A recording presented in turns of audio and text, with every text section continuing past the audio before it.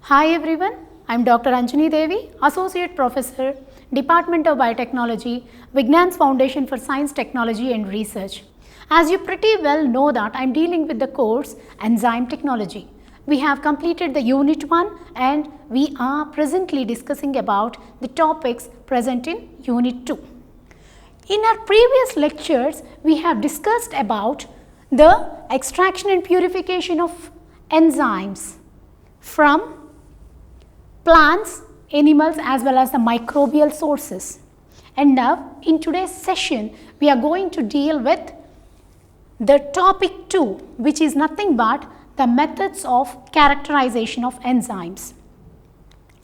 What is the previous knowledge we have about this particular topic? We know pretty well about what are the various sources of enzymes, like what are the plant, animals and microbial sources. We know that among these three sources, microbial sources are having very important characteristics. They are very cost effective. The extraction of enzymes is very comparatively easy in relative to plant and animal sources. That's why we have chosen the microbial sources for extraction of enzymes. Then we have went for several cell disruption techniques. We have extracted the enzyme, we have clarified the enzymes, we went through the purification of enzymes also. What are the various processes involved in purification of these particular enzymes? We pretty well know that enzymes are proteinaceous in nature. So, wherever we are terming it as protein, you have to understand that we are reflecting, we are pointing out enzymes. And now in this today's session, we are going to learn about what are the various methods involved in characterizing the enzymes. You can characterize the enzymes based upon the physical and chemical properties of enzymes. What are the various physical properties of enzymes? Those are nothing but the native molecular weight of enzyme, that is nothing but your protein. You can determine the native molecular weight of that particular enzyme. You can determine the subunit molecular weight.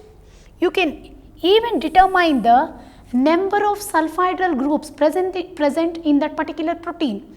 The sulfhydryl groups determine the activity of that particular enzyme. So, you can determine the number of sulfhydryl groups present in that particular enzyme, which we are calling it as protein.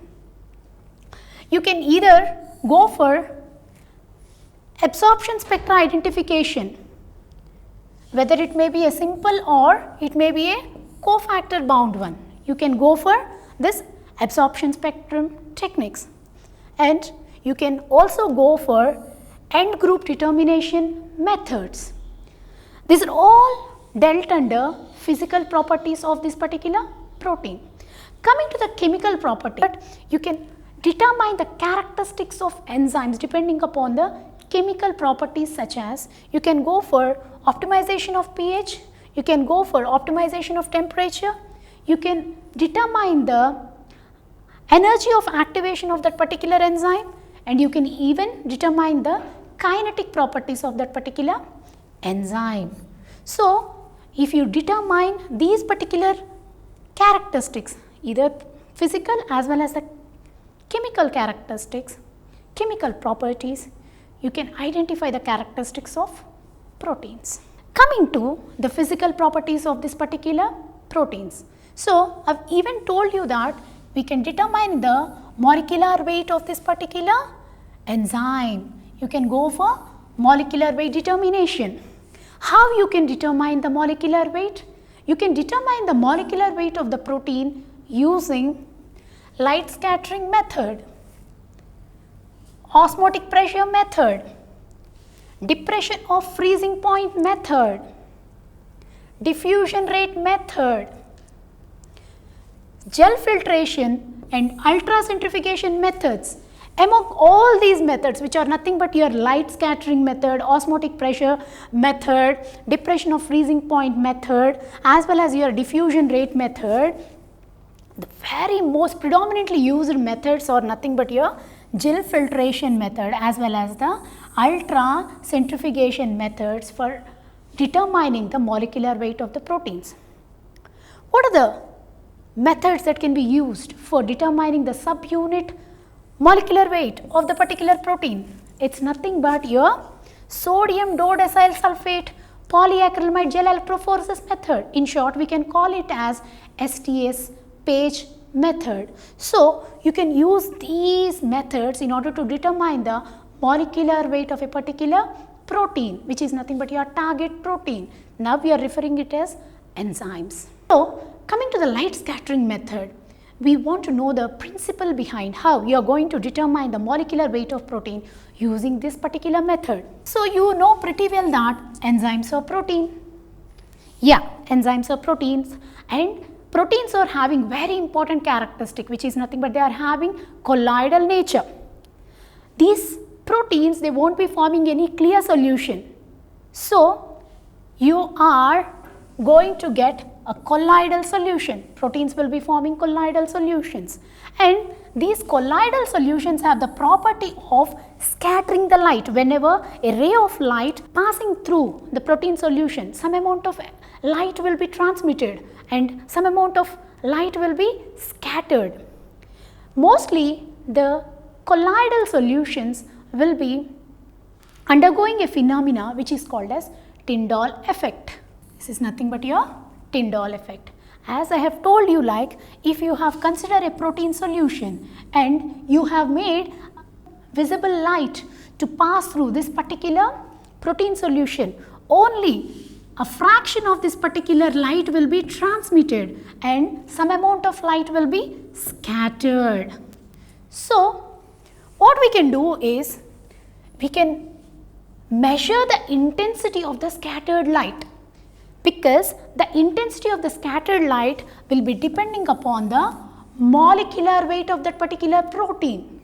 So, if you consider a fractional decrease in the intensity of the incident light, we are calling it as incident light, I naught. The fractional decrease in the intensity of the incident light can be measured, and using the following formula, this formula you can determine the molecular weight of that particular protein. What is that particular formula? M is equal to minus log I by I naught divided by HCl. I want to elaborate this particular expression. Here we are calling the incident light as I naught. This is nothing but the I naught is the intensity of the incident light. And coming to the what is the intensity of this transmitted light? We are determining the intensity of the transmitted light is I. I is the intensity of the transmitted light. And here in this equation, in this formula, you have H. H is nothing but your proportionality constant. C is nothing but the concentration of the enzyme protein, which we are determining, we are denoting in mg per ml. Mg per ml. And then L, this L is nothing but the length of the path. It is denoted in the unit centimeters. The length of the path through the scattered solution. So, now you can determine the molecular weight of that particular protein using the formula M is equal to minus log I divided by I naught divided by HCl. And now I will explain you another method using which you can identify or you can determine the molecular weight of the protein. It is nothing but osmotic pressure determination method. Coming to the osmotic pressure determination method. In order to calculate the molecular weight of a given target protein, first you need to determine the osmotic pressure of that particular enzyme. First, you need to calculate the osmotic pressure of that particular enzyme. Then, only you can determine the molecular weight of that particular protein. See, we have a formula.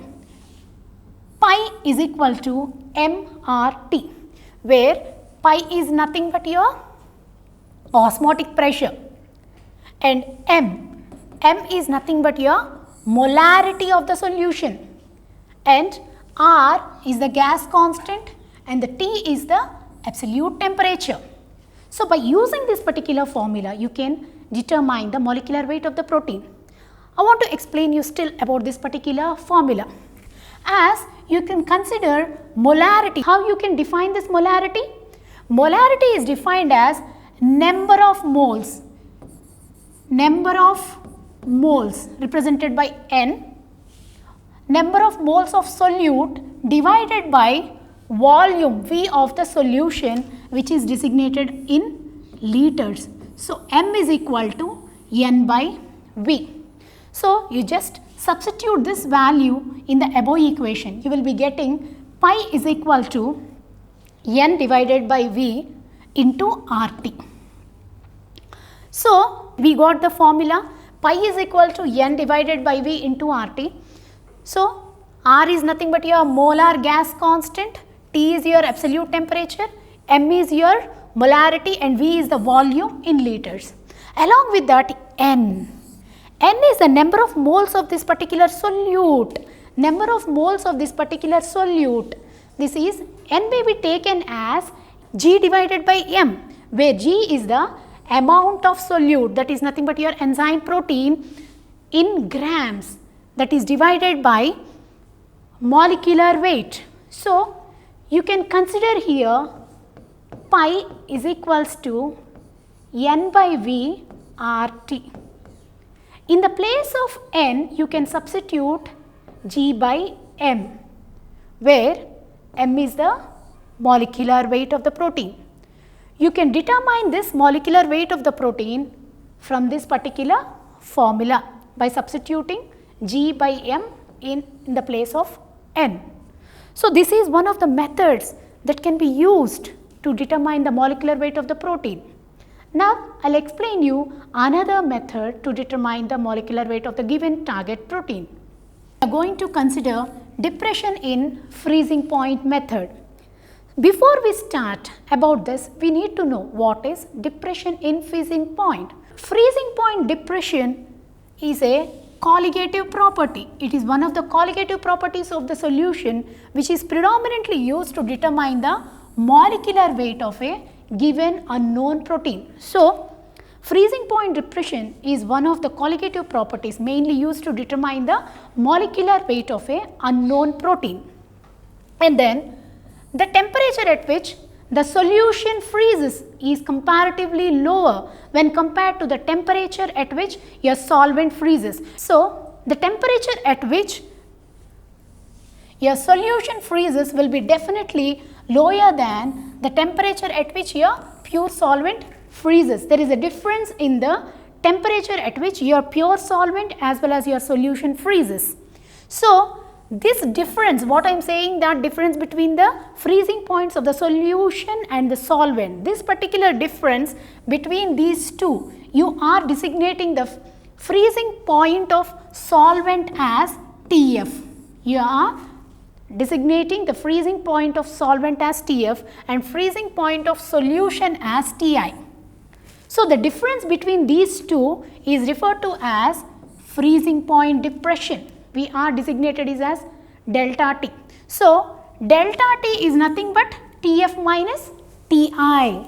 So a solution's freezing point, it is definitely related with molality, small m, molality of the solution. The freezing point is definitely related to the molality of the solution. So if you consider the relation between this freezing point as well as the molality, you can get this particular formula. Delta T is equal to Kf into m, where delta T is nothing but freezing point depression. Delta T is nothing but your depression in freezing point, whereas Kf, see here, Kf is nothing but the molar freezing point depression constant. It is referred to as molar freezing point depression constant, and your m is nothing but your molality. M is nothing but your molality. So how can you calculate your molecular weight of the protein from this particular formula? Molality molality is nothing but moles of solute divided by kg of solvent. So, what is molality? Molality is nothing but moles of solute divided by kg of solvent. From here, by substituting these values here, you can determine the molecular weight of a target protein, which is nothing but your unknown protein. So, we will move towards another method to determine the molecular weight, which is nothing but your diffusion rate method. You are going to study about diffusion rate method. So, how you are going to determine this diffusion rate? Diffusion rate is measured by optical methods such as your refractive index, your light absorption, fluorescence, as well as your Tyndall effect. You are going to measure your diffusion rate through those optical methods. In that, what is diffusion coefficient? What the diffusion coefficient represents? Diffusion coefficient generally refers to the number of moles of solute diffusing across unit area per unit time under a concentration gradient of unity. That means, it will be representing number of moles of solute diffusing through the area, unit area per unit time. So, by using this particular formula, you can determine the molecular weight of a given protein. Here, what is D? D is nothing but your diffusion coefficient. D is nothing but your diffusion coefficient. R is nothing but your gas constant. T is your absolute temperature. N is your Avogadro number. Pi. This is nothing but your eta. Eta is nothing but your viscosity of the media, as well as M is your molecular weight. So, using this particular formula, you are going to determine the molecular weight of the given protein molecule. So, what are the other techniques that are used to determine the molecular weight? You can use ultra centrifugation method. You can use your ultra centrifugation method to determine the molecular weight. Using this analytical ultra centrifugation method, you can determine the sedimentation constant, which we are calling it as sedimentation coefficient. In fact, it is customary that we express the sedimentation velocity in terms of your sedimentation constant. And now I want to define you what is your sedimentation coefficient. Sedimentation coefficient is determined, it is defined as rate of particle sedimentation velocity to the applied acceleration causing the sedimentation. So, by using this Swedberg's equation, what is Swedberg's equation? It is nothing but m is equal to RTS divided by D into 1 minus V rho. So, by using this particular equation, you can determine the molecular weight of a given protein. Here, m is nothing but your molecular weight, R is nothing but your gas constant, T is temperature, and S is your sedimentation coefficient, D is your diffusion coefficient, D is your diffusion coefficient, and rho is nothing but your density of the given solution. So, if you incorporate the other values of this particular equation, you can easily get the molecular weight of a target protein. So, now I am going to discuss with you a very important method, most commonly used method for determining the molecular weight of the protein. That is nothing but your gel filtration chromatographic method. I have discussed with you about this particular chromatographic technique when I have dealt the purification of this particular proteins. So, what is the principle based upon which the separation of the proteins have been taken place in the gel filtration chromatographic method? It is nothing but the molecular size as well as the molecular shape. So, the principle on which the separation takes place in the gel filtration chromatographic method is nothing but your molecular size as well as the molecular shape. If at all you are considering a mixture of proteins which are diverse in their shape as well as size, then separation can take place based upon the two properties. But if at all you are considering a proteins mixture in which all the proteins are having similar shape, maybe just consider that your mixture is having a number of globular proteins. Now, the separation is not based upon your shape. The principle on which, the factor on which the separation now takes place is your molecular size.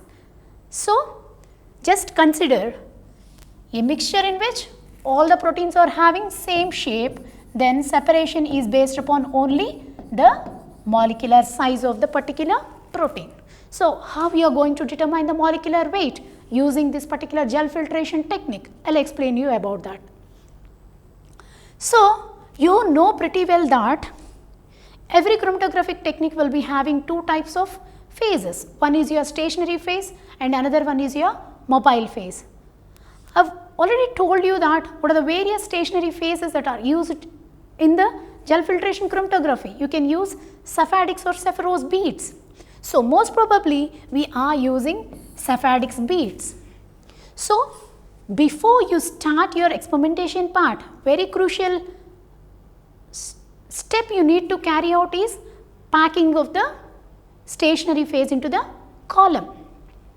So, you have to pack the column very properly without allowing any air bubbles to enter into your column.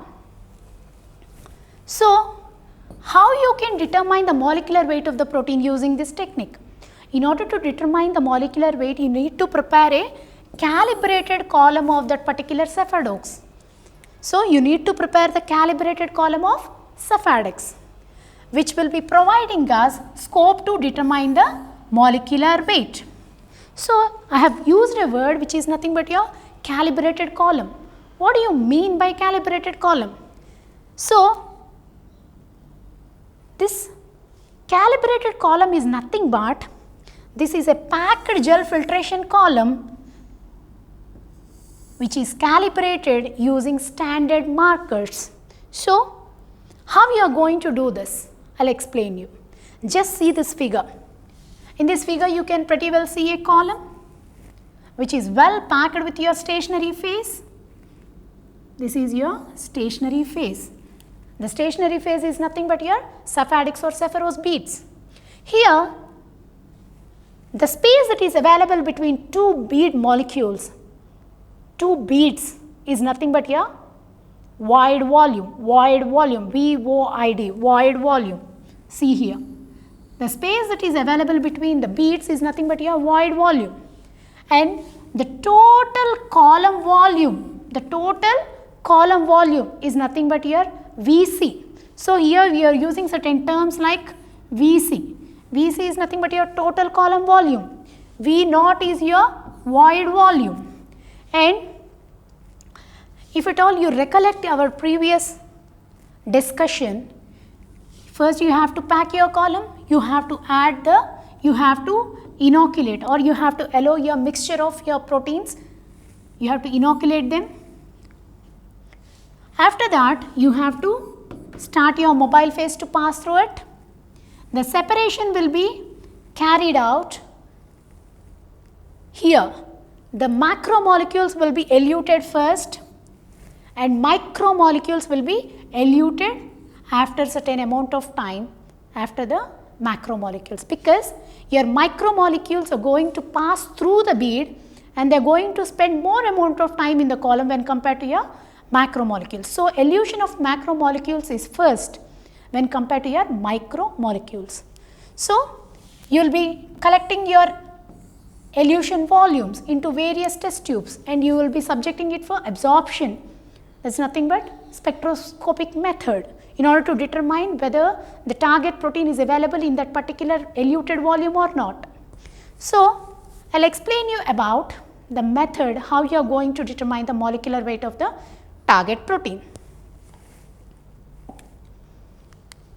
see this particular slide. First, what we need to do is, first you need to prepare a proper column. You have to prepare a proper column. Into this particular proper column, you have to pack your stationary phase. After packing the stationary phase, you need to pass a solution which is nothing but your blue dextran solution. You need to pass the blue dextran solution through your column. By using this, by passing through this blue dextran solution, you can determine the void volume as well as you can know how good your packing of your column is. So, you can determine the void volume as well as you can check the column packing. So, after passing this blue dextran, what you are going to do is, you are going to take some protein, some standard proteins. You know the concentration of this particular protein. So, you have to take certain standard proteins of the known concentration, and then you have to gently pass that particular proteins through the column. And now you have to determine the elution volume. You are representing elution volume as EV. EV is nothing but your elution volume. For each standard protein, you have to determine your elution volume, that is nothing but VE. VE. So, after determining the elution volume of each standard protein, you have to calculate a KAV value. How you are going to calculate the KAV value?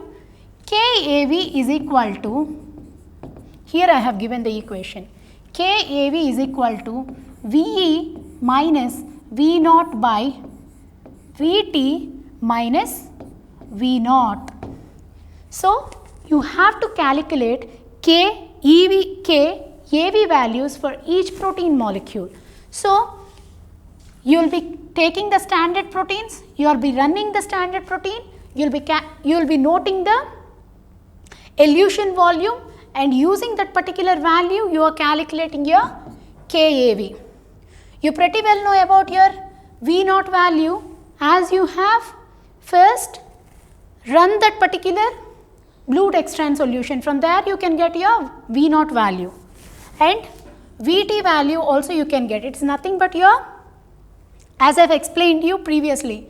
So, it is nothing but your total volume, that is the volume of beads that is accessible for your solvent. So, you are calculating the KAV values for all the proteins. Now, you are going to plot a semi-logarithmic graph. You will be going to plot a graph with KAV on one side and molecular weight of that particular protein on another side. As you know that you have taken the standard proteins and you have run all the standard proteins, you know the VE value, you have calculated the KAV value, and you have plotted the KAV value against the molecular weight of the particular protein. So, you have all the standard protein information. Now, what you are going to do is, now you will be taking your target protein.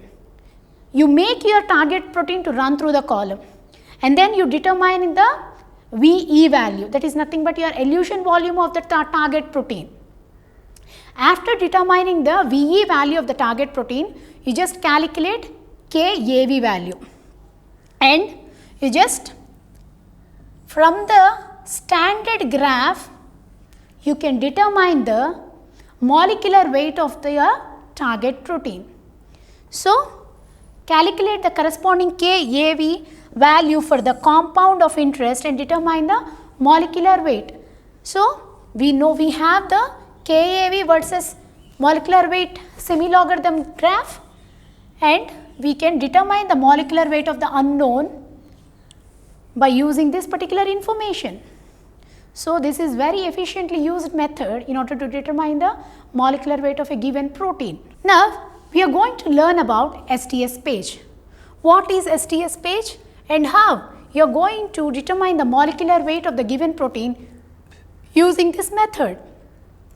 What is STS page? Sodium dodecyl sulfate polyacrylamide gel electrophoresis. It is a electrophoretic method. So, in this technique, what we are doing is treating the sample with a detergent like SDS in order to impart negative charge to the protein. So, we are heating the protein in presence of SDS as well as the reducing agents such as 2-mercaptoethanol. And when you have heated your sample with SDS, definitely the charge on it will be net negative charge. So, when you have considered the protein mixture which is containing the net negative charge, how the separation will be carried out in this electrophoretic method? It is all based upon the molecular weight. So, what is happening here? We are first loading our sample into the polyacrylamide gel containing this SDS. Your gel also contains SDS. Your sample is denatured and your sample is added with SDS. So, you have first loaded your gel. So, your gel will be like this and you have prepared the wells, and into the well you have loaded your protein sample which is treated with SDS.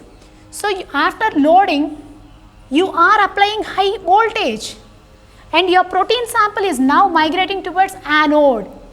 As all the proteins will be having net negative charge, the separation is now based upon your molecular weight. So, the net molecular weight of this particular protein can be determined by comparing with the molecular weight of the standard proteins. What we will be doing is, along with our protein, that is nothing but your target protein, you are going to run a marker protein. So, you will be getting various bands of your protein, along with that you will be getting the bands of your marker also. So, just identify the similarity between the band that is formed in the marker as well as your target protein. By comparing your target protein band with the marker, you can determine the molecular weight of the particular target protein. So, it is clearly given here. The molecular weight of the enzyme protein may be determined by comparing the electrophoretic mobilities of the band with that of the standard protein. As we are running a marker protein, we will be comparing the band location of your marker as well as your target protein. So, until now we have discussed about various methods used to determine the molecular weight of the given target protein. Now, we will discuss about the characterization of protein based upon their sulfidal group. So, that is nothing but your sulfidal group determination. So, few enzymes will be having sulfidal groups and these are responsible for the enzymatic activity. So, now we are going to discuss about sulfide group determination. How you are going to determine it? We will discuss. So, in many enzymes, that is nothing but your proteins, presence of sulfidal group determines the activity of that particular enzyme. And now, sulfidal groups in the enzymes, they are generally estimated by 5,5' dithio bis 2-nitrobenzoic acid. In short, we are calling it as DTNB titration method. So, you are going to determine the sulfidal groups present in the target protein using a titration method, which is nothing but your DTNB titration method. First, you have taken your target protein, you made it, you subjected it for dialysis in order to remove the reducing agents present in it, and now your protein is free from your reducing agents because of this dialysis process. After this dialysis process, we are first considering a cuvette. You are adding your protein solution to it, and to that you are adding your DTNB solution also, and now you are going to study the absorbance at 412 nanometers. So, initially the absorbance will be 0 and gradually the absorbance will be increasing. You have to wait till your absorbance is maximum. You have to wait till that particular point where further increase in absorbance is not observed. So, you have noted that particular value and you can get the number of sulfhydryl groups. You can calculate the number of sulfhydryl groups by using molar extension coefficient. You can calculate the number of sulfhydryl groups using molar extension coefficient value. And now this value what we are getting is a value of free sulfhydryl groups. So, it is a value of free as well as the exposed sulfhydryl groups, but sometimes in proteins along with this free and exposed sulfhydryl groups there will be some buried sulfhydryl groups. And how you are going to determine those buried sulfhydryl groups? So, I will explain you. So, after this you are continuing the process. So, what we are doing now is to that particular cuvette, what we have taken before, we are going to add 1% of SDS. As you have already added your enzyme, you have already added your DTNP, you have calculated your free as well as your exposed sulfhydryl groups, and now you have added your 1% of your sodium dodecyl sulfate solution, and now start observing whether there will be rise in the absorbance or not. So, if at all there is rise in absorbance means you can confirm that there are presence of your buried sulfhydryl groups. So, you will be observing for the increase in absorbance, and now you have to calculate the number of buried sulfhydryl groups from that particular value. Now, you plot a graph showing increase in absorbance. If you see the graph, there will be drastic increase in the absorbance in the beginning.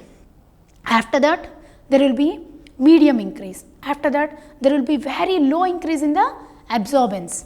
So, if the presence of sulfhydryl groups is essential for enzyme activity, the activity gets inhibited by DTNP or PCMB.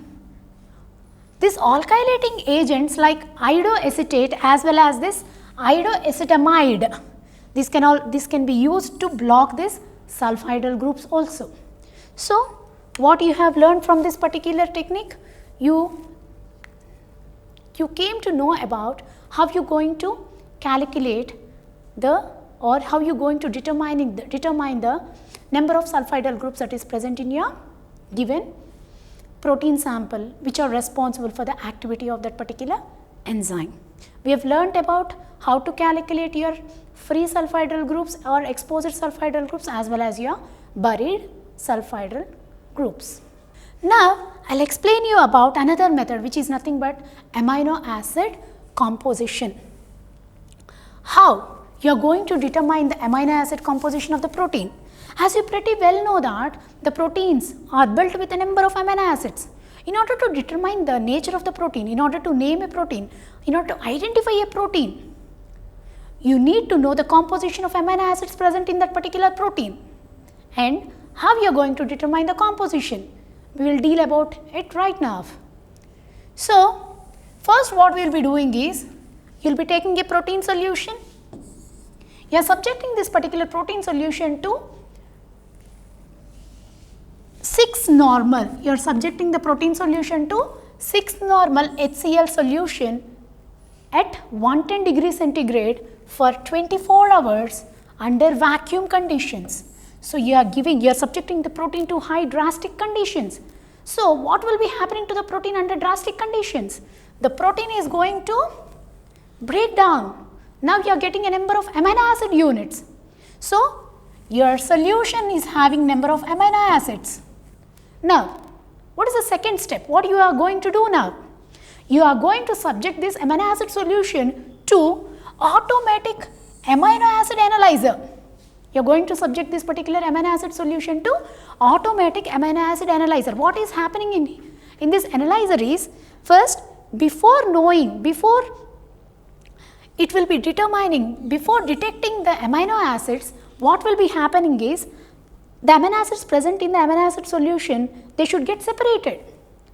This is getting separated based upon ion exchange chromatographic method. So, when you are adding your amino acid solution to your automatic amino acid analyzer, first separation of amino acid is taking place, then amino acids are detected by Ninhydrin reaction.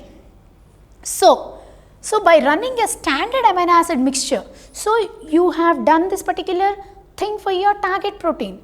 Before you do this one for your target protein, you have to repeat the same step for the standard proteins also. So you have to run the standard amino acid mixture, and then by comparing this absorption of this particular target protein, so one can calculate the amount of individual amino acids. How many different types of amino acids are present in that particular protein solution, you can calculate it.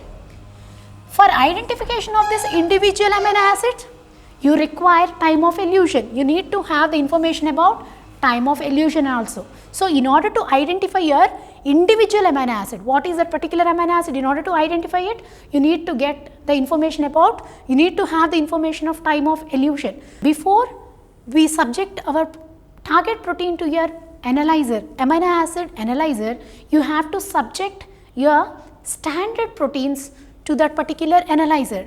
Standard proteins means you know the amino acids that are present in that particular protein. You know at what time interval that particular amino acid is going to get eluted. So what we are doing is, what we have is, we have the amino acid sequence. We know at what time these amino acids are getting eluted, and now we are doing the same procedure for your target protein, and you have to note the time at which each amino acid is getting eluted. By comparing the time of elution of your target amino acid present in your target protein with that of the standard protein, you can detect what is that particular amino acid.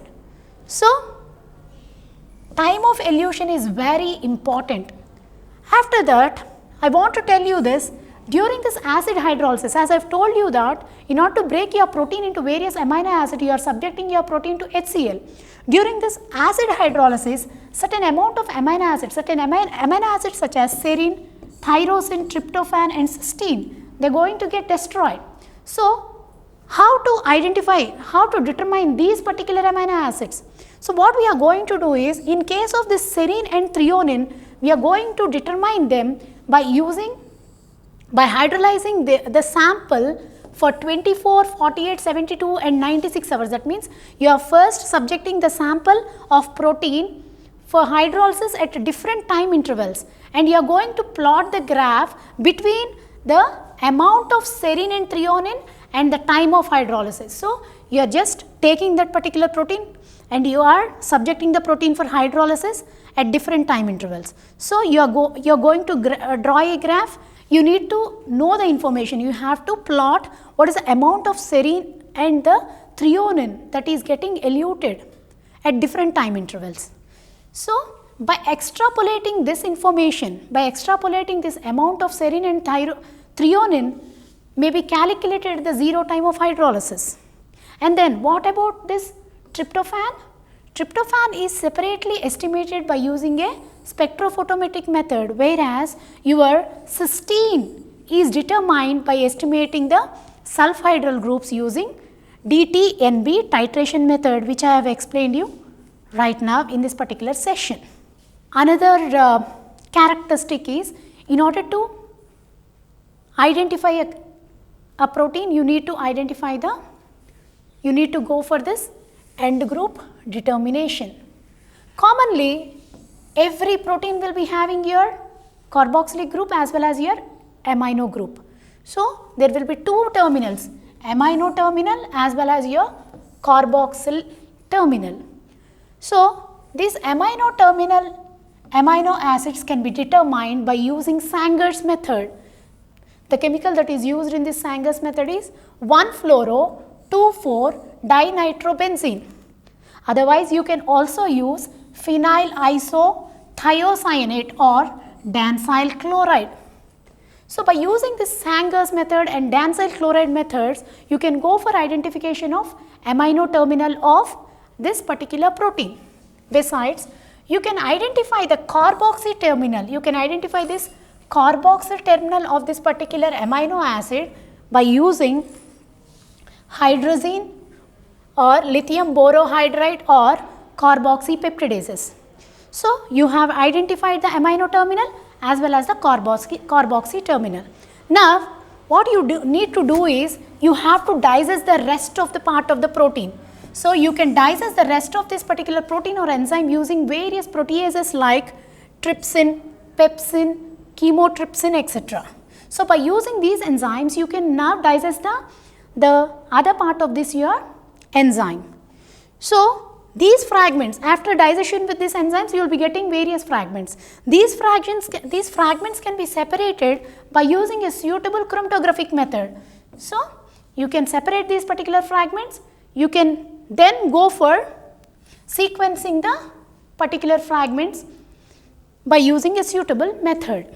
So, with this, we have completed today's session. We have learnt about what are the various physical properties and the chemical properties that are used to determine or to characterize the target protein. I want you people to go through these particular links in order to learn more about this particular topic. You can work out on these particular questions to assess how far you have understood today's topic. Thank you.